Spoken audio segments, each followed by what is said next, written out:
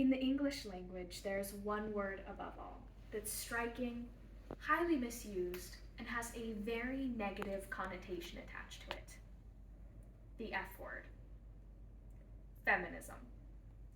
Some believe that feminism means women are superior and will take over the world, but that is not true. That is matriarchy. The term feminism was first used in the 1830s to describe the pursuit of equal rights for women, and only women. But times changed, and so did the definition. Over time, it became the fight for equality among all genders. But that wasn't enough. In 1989, civil rights activist Kimberly Crenshaw coined the term intersectional feminism, which brought all aspects of identity into the picture. Through all this, the definition of feminism changed. The usage, however, remained the same. So allow me to be your tour guide as we hop aboard this bus together to discover the road where feminism was paved, by first going to the Museum of Ancient Cultures, then the landmark where intersectional feminism was born, and finally end at Mattel headquarters. So by the time we disembark, we'll all be in the same lane when it comes to feminism. Here we are, Museum of Ancient Cultures. They're having a guest lecture from Oxford. Let's go listen. Throughout history, political systems were often structured to favor men over women. This is inequality. We see this in the exhibits for ancient Greece and the Shang dynasty, and let's not forget about the Bible. So historically speaking, we can't determine when inequality began, but we can determine when it was first recorded. Hammurabi, the sixth king of Babylon, wrote a set of laws. Many were just reinforcements of how society worked at the time. The most well-known of his laws is the following. If a man put out the eye of another man, his eye shall be put out. So historically speaking, we can't determine when it began, but this proves that this was the first time that it was recorded. This is an example of equality, but many of his other laws aren't. For example, if a man put out the eye of another man's slave, he shall pay back 1/2 its value. And let's not forget about Law 141. If a man's wife who lives in his house wishes to leave it and he offer her release, she may go on her way. But if he does not wish to release her and he take a new wife, she shall remain as servant in her husband's house. That is not equality. We have been on the road of inequality for over 4,000 years. We need to pave a whole new road, and we can, through feminism. Kind of. Because feminism is only advocating for equality among men and women. Intersectional feminism brings everything else into the picture. But what road did we take to get to intersectional feminism? Well, in the 1960s, a Black woman named Emma DeGraff and Reed applied for a job at General Motors. When she didn't get the job, she decided to look back at the job requirements, only to find that she filled them all.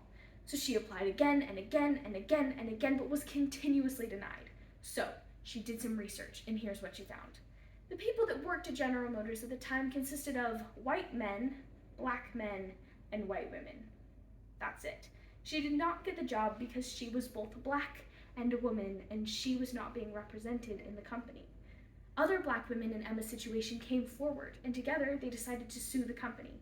Emma was the face of the lawsuit. The judge asked her to qualify the case under one of two labels, either racial discrimination or gender discrimination, not both, so the case was dismissed. Emma and the women kept fighting and eventually got their case to pass, making it the first case to ever qualify under both labels. Kimberly Crenshaw heard about this, and this is when she coined the term intersectional feminism, and to describe it, she used the analogy of an intersection. Let's imagine for a moment the road we're on is gender road, and the intersecting road is racial road. Now, unfortunately, let's pretend Emma gets in a car accident in this intersection right in the center. A police car zooms onto the scene, and as the officer is writing his report, he asks her which road she was on when she got in the accident. She would say both. She's in the center. Intersection of feminism. But why is intersectional feminism important today and beyond? Well, humans, much like our roadways, are multidimensional. Gender, class, sexuality, immigrant status, they all intersect to create the people that we are. That is why the basic, fundamental idea of the F word is awesome, but intersectional feminism is even better. And there's one company that represents it better than any other. Welcome to Mattel headquarters, which, for the record, is in El Segundo, California, not Century City, as represented in Barbie the movie. In 1959, Ruth Handler created Barbie so little girls could imagine themselves not only as mothers, but women. Since then, Barbie has had over 300 jobs. She's been an astronaut, paleontologist, fashion designer, Olympic gold medalist, NASCAR driver, and she's run for president in every election since 1992. In 1962, Barbie got her first house and her first car. This was unthinkable for women of the real world, as they couldn't obtain their own credit cards until 12 years later. In 2016, Mattel released the Barbie Fashionista doll line. They left behind the stereotypical busty blonde and joined the fight for intersectionality. Barbie fashionistas are amazing because they represent everyone. 35 skin tones, 97 hairstyles, 9 body types, and counting. There are dolls with prosthetic legs, hearing aids, wheelchairs, vitiligo, braces, and as of April 2023, a doll with Down syndrome. Mattel is teaching kids about intersectionality through play. That's not their only intersectional doll line. In 2018, they released the Barbie Inspiring Women series, and we can see some of the dolls on the shelf behind me. Ida B. Wells, Sally Ride, Jane Goodall, Rosa Parks. These women fought, and through their legacies continue to fight and inspire others to join the fight for a world of intersectionality. Collective efforts can change the world. I mean, look at Rosa Parks. I own this doll myself because she's truly an amazing woman. We are taught to stand up for what's right, but she sat down.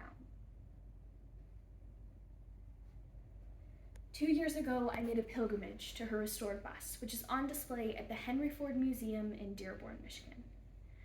There it was, bus 2857, which drove up and down the roads of Montgomery, Alabama.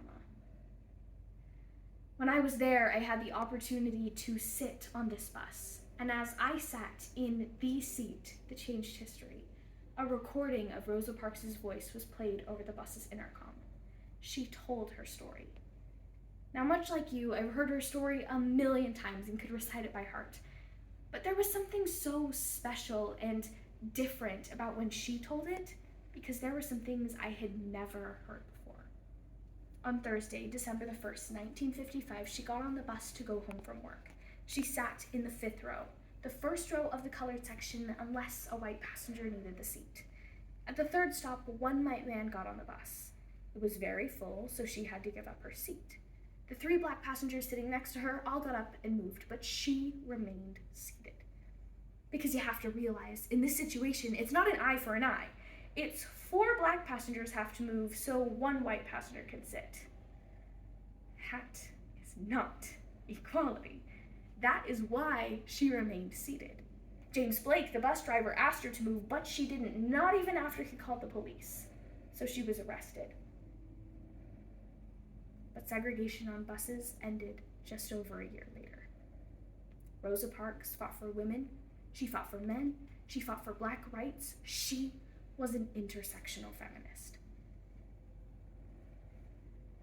We have never had equality.